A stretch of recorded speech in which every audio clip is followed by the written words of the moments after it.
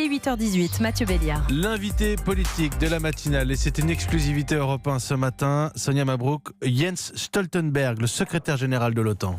Bonjour Jens Stoltenberg. Thank you so much for having me. Merci bien de m'avoir invité. Et merci à vous surtout de nous accorder cet entretien sur Europe 1. Vous êtes à Paris avant un sommet important de l'OTAN, la semaine prochaine à Londres.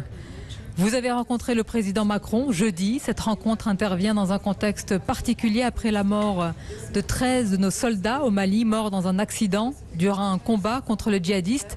C'est un lourd bilan que paye la France au Sahel au nom de la lutte contre le terrorisme. Je voudrais débuter par exprimer mes profondes et sincères condoléances à la France à la suite de ceux qui ont perdu leurs êtres chers au Mali pour protéger notre sécurité commune, et ma sympathie profonde vers les familles et au peuple de France.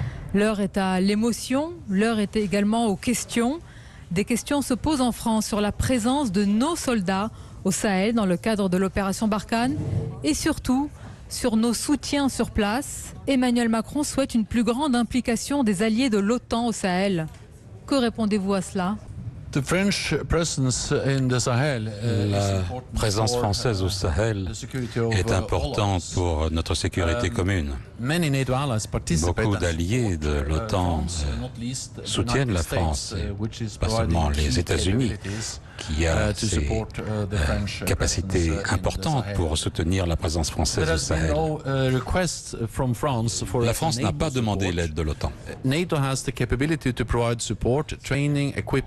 L'OTAN peut fournir un soutien, une formation. Donc nous avons la capacité d'en faire plus. Mais nous ne le ferons que s'il y a une demande de la France. Si la France demande de l'aide de l'OTAN, je suis certain que les alliés de l'OTAN vont le prendre très au sérieux parce que l'OTAN voit l'importance de lutter contre le terrorisme également au Sahel. Quelle pourrait être la nature justement de ces soutiens de la part de nos alliés de l'OTAN ? Simplement logistique ou davantage sur place concrètement et peut-être même militairement ? Tout dépend de ce que la France demandera. Si elle demande un soutien, donc c'est à la France de décider. Mais l'OTAN a une capacité de faire beaucoup plus. Nous l'avons prouvé depuis de nombreuses années. Nous avons conduit de grandes opérations de contre-terrorisme en Afghanistan avec des dizaines de milliers de soldats dans des situations de combat.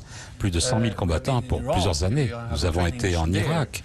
Nous avons des missions là-bas, missions de formation. Nous avons participé également dans les Balkans et ailleurs dans les années 90. Et aussi, nous travaillons avec la Tunisie, la Jordanie. L'OTAN peut faire beaucoup en participant dans des opérations de combat, à former des forces locales, à les équiper, mais aussi à construire un état-major conjoint, une structure de commandement au niveau des ministères de la Défense. Donc nous savons comment construire et comment former des forces locales, comment les entraîner. C'est la meilleure des choses que l'on puisse faire dans la lutte contre le terrorisme. Monsieur Stoltenberg, c'est important ce que vous dites. Vous avez rencontré le président Macron. Il ne vous a pas formulé cette demande de soutien des différents pays de l'OTAN ? Bien à la réunion, mais au cours de la conférence de presse qui a suivi, il a dit que toutes les options étaient sur la table en ce qui concerne la façon dont les alliés de l'OTAN pouvaient fournir plus de soutien. Encore une fois, c'est à la France de décider si elle demande le soutien, l'aide de l'OTAN. La France est à la table. C'est un important allié de l'OTAN. L'OTAN a prouvé au cours des dernières décennies que nous pouvons conduire ce genre d'opérations, des opérations conjointes jusqu'à des petites opérations, des petites activités locales.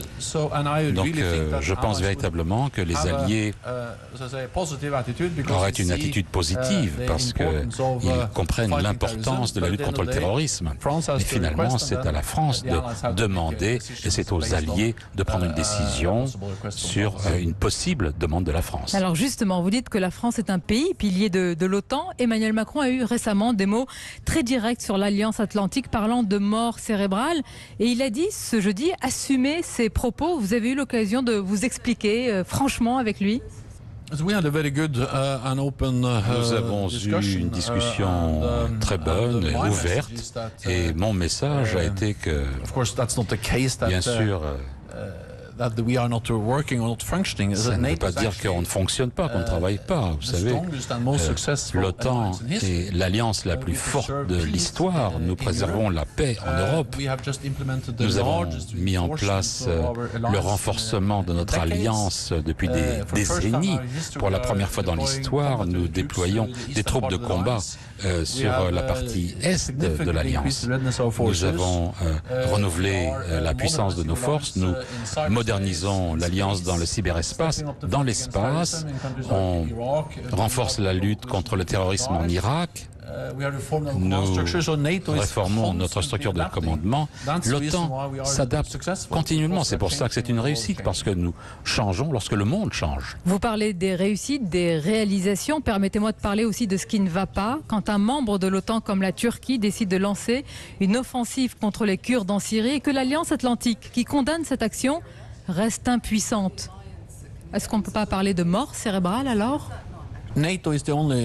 L'OTAN est la seule plateforme où l'Amérique du Nord et l'Europe se rencontrent quotidiennement pour débattre, décider et agir ensemble. Normalement, lorsque nous faisons face à un problème, nous sommes d'accord, comme lorsqu'il s'agit de la Russie ou le traité des armements contre les armements. Mais parfois, on est en désaccord. Et tel est le cas lorsqu'on en vient au sujet de la situation au nord-est de la Syrie. Je regrette le fait que nous n'avons pas pu nous mettre d'accord, mais tous les alliés sont d'accord de ne pas torpiller les avancées que l'on fait dans la lutte contre Daesh, et il faut continuer et renforcer la lutte contre le terrorisme, et c'est ce que nous faisons. La Turquie reste donc un allié qui a sa place dans l'OTAN? La Turquie est un allié important. Je sais que les alliés ont critiqué la Turquie pour ses incursions en Syrie. Moi-même, j'ai exprimé ma profonde inquiétude au sujet des incursions turques dans le nord-est de la Syrie. Mais il faut se rendre compte que la Turquie est importante, pas seulement dans la lutte contre Daesh. Nous avons utilisé des bases et des infrastructures en Turquie dans notre lutte contre Daesh, et la Turquie reste un allié important dans la lutte contre le terrorisme. Monsieur le secrétaire général de l'OTAN, savez-vous ce qu'on dit du vrai patron de l'OTAN? Qui est-il à votre avis? Donald Trump? Nous sommes 29 alliés et nous ne pouvons prendre une décision que lorsque nous sommes tous d'accord. Donc chaque pays a le même vote, le même poids autour de la table, parce que la façon dont les décisions sont prises à l'OTAN, c'est que nous avons besoin d'un consensus. Donc si un allié est en désaccord, la France ou la Norvège, mon pays, donc il n'y a pas de décision prise. La force de l'OTAN, c'est que nous sommes capables, dans la plupart des cas, d'être d'accord, de trouver un consensus et d'agir. Et c'est la raison pour laquelle nous sommes la plus forte alliance de l'histoire. Un consensus, dit-on parfois, qui va souvent dans le sens des États-Unis. America first, là encore? Non, la façon dont fonctionne l'OTAN, c'est qu'on s'assure que tous les alliés ont le même poids, parce que on ne peut pas faire une décision, prendre une décision sans le soutien de tous les alliés. Donc lorsqu'on a décidé d'envoyer des forces vers la frontière Est, c'est quelque chose sur lequel tous les alliés sont d'accord. Et l'idée est qu'on est plus sûr lorsqu'on est ensemble, unis. Et dans des temps incertains, on a besoin d'institutions multilatérales telles que l'OTAN pour préserver la paix. Et nous préservons la paix en nous assurant que nous défendions un pour tous et tous pour un. Et le faisant, nous avons une paix depuis une période qui n'a pas été connue dans toute l'Europe de toute l'histoire. On va conclure en rappelant que la semaine prochaine, le 3 décembre à Londres, l'OTAN fête ses 70 ans. C'est la paix toujours qui nous unit? Oui, c'est le but de l'OTAN. L'OTAN a été établie après la Seconde Guerre mondiale pour préserver la guerre, pour s'assurer que ça ne se reproduira pas. Et avec l'Union européenne, nous sommes les deux faces d'une même pièce. Nous devons préserver la paix en Europe. Nous devons continuer à le faire en nous rendant compte que nous sommes 29 alliés différents de tous les côtés de la Méditerranée, de tous les côtés de l'Atlantique, avec des histoires différentes. Mais en dépit de ces différences, nous avons toujours été capables de nous unir autour de notre tâche qui est préserver la paix. Et la meilleure façon de le faire est d'envoyer un message clair à tous les adversaires potentiels que si un allié est attaqué, il y aura une réaction de toute l'Alliance. C'est ça la réussite de l'OTAN. Merci beaucoup, merci Jens Stoltenberg, c'était un plaisir de vous recevoir sur Europe 1 et merci de nous avoir accordé cet entretien en exclusivité. Thank you so much. Merci. Et vous retrouvez cette